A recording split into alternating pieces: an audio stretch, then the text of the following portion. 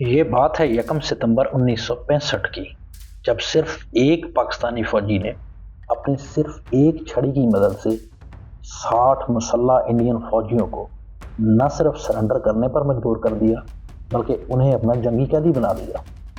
پاکستان کی عسکری ایویشن کی تاریخ پر لکھی کتاب history of Pakistan army aviation 1947-2007 میں میجر عامر لکھتے ہیں کہ اگست 1965 کے آخری ایام کی بات ہے کہ پاکستان آرمی کی طرف سے آپریشن گرینڈ سلیم شروع ہو چکا تھا۔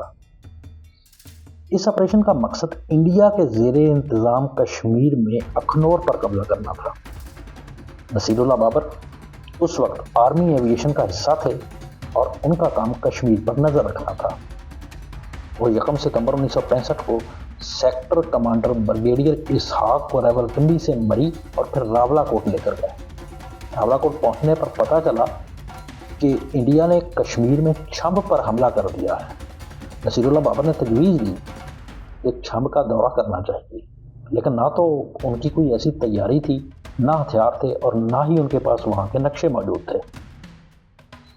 لیکن لیفٹیننٹ کرنل نصیر اللہ بابر پھر بھی چھمب جانے کے فیصلے پر بضد رہے اور بالآخر اپنے 2 ساتھیوں سمیت ہیلی کاپٹر میں سوار ہوئے اور اڑان بھری۔ شام کا وقت تھا جب نصیر اللہ بابر صاحب کی نظر ایک چیک پوسٹ پر پڑی تو انہوں نے اپنے ساتھی کو ہیلی کاپٹر اتارنے کا کہا۔ ہیلی کاپٹر اتر گیا۔ جب اتر کر قریب جا کر دیکھا تو چیک پوسٹ بظاہر تقریباً ویران تھی، لیکن اچانک اس کے اندر سے 3 سکھ فوجی بمار رائفلز باہر نکل آئے۔ وہ سکھ فوجی پاکستانی فوجیوں کو دیکھ کر ہکا بکا رہ گئے۔ کرنل بابر نے اپنے ایک انٹرویو میں بتایا کہ اگر ان فوجیوں نے رائفل کا ٹریگر دبا دیا ہوتا تو وہ ان کی زندگی کی آخری شام ہوتی۔ یہ دشمن کی چیک پوسٹ تھی اور کرنل نصیر اللہ بابر کی جان خطرے میں تھی۔ کرنل نصیر اللہ بابر نے اپنے انٹرویو میں بتایا کہ اس سے پہلے کہ سکھ فوجی ذہنی طور پر کچھ سمجھ سکتے یا صورتحال کو صحیح طریقے سے جانچ سکتے، میں نے انہیں بتایا کہ آپ کی فورسز نے ہتھیار ڈال دیے ہیں اور ہماری فوج نے آپ کو چاروں طرف سے گھیر لیا ہے۔ کیونکہ میں آپ کے افسران کو جانتا ہوں اور تقسیم ہند سے قبل ایک سکھ بٹالین کے ساتھ کام بھی کر چکا ہوں، اس لیے میں چاہتا ہوں کہ آپ ہتھیار ڈال دیں تاکہ میں آپ کی جان کو بچا سکوں اور آپ کی حفاظت کو یقینی بنا سکوں۔ اور یہ سب ایک صاف جھوٹ تھا۔ تب ان 3 سکھ فوجیوں میں سے ایک نے کرنل نصیر کو مرکزی چیک پوسٹ کا بتایا، جو کہ وہاں سے چند 100 گز دور تھی، اور تھوڑی ہی دیر میں مرکزی چیک پوسٹ سے بھی بہت سے انڈین فوجی رائفلز اٹھائے باہر نکل آئے۔ کرنل نصیر اللہ کے مطابق وہ سب ٹکٹکی باندھے تجسس بھری نظروں سے ہیلی کاپٹر کو دیکھ رہے تھے جس کے پنکھے ابھی بھی چل رہے تھے۔ عین اسی لمحے انہیں 2 انڈین لڑاکا طیارے نظر آئے جو پوسٹ کی طرف آ رہے تھے۔ شاید انہوں نے ہیلی کاپٹر کو دیکھ لیا تھا اور وہ حملہ کرنے کے لیے آ رہے تھے۔ قسمت اچھی تھی کہ اسی دوران پاکستانی فضائیہ کے طیارے بھی وہاں پہنچ گئے۔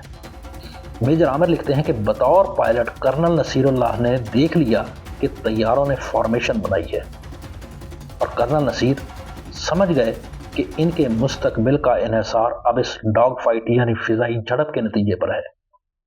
پاکستانی طیاروں نے انڈین لڑاکا طیاروں کو اس فضائی جھڑپ میں مار گرایا اور انڈین لڑاکا طیاروں کا ملبہ بھی اسی پوسٹ کے قریب گرا، اور ملبہ گرتے ہی ان فوجیوں کی تقدیر کا فیصلہ بھی ہو چکا تھا۔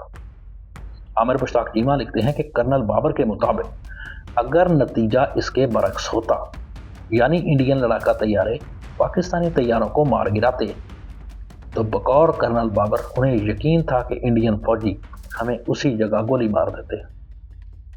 لیفٹیننٹ کرنل نصیر اللہ بابر نے وہاں موجود فوجیوں سے کہا کہ اپنے تمام ہتھیاروں کو دیوار پر رکھ دیں اور ایک لائن میں کھڑے ہو جائیں۔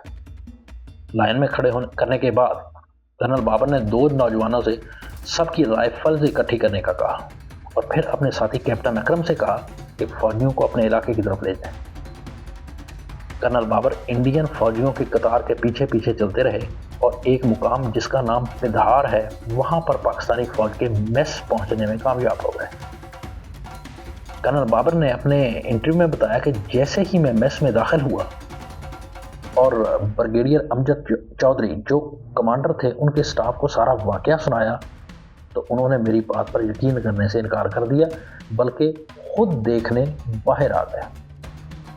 یہاں سے روانہ ہو کر صبح تقریباً 5 بجے وہ بھیمبر پہنچے اور انڈین قیدیوں کو بریگیڈ ہیڈ کوارٹر کے حوالے کر دیا۔ جنرل ریاض حسین نے صدر ایوب کو 2 ستمبر 1965 کی شام ایک بریفنگ میں سارے معاملے سے متعلق تفصیل بتائی اور ان سے درخواست کی کہ اس واقعے کو اخبار میں شائع کرنے کی اجازت دی جائے تاکہ ہمارے فوجیوں کا مورال بلند ہو سکے۔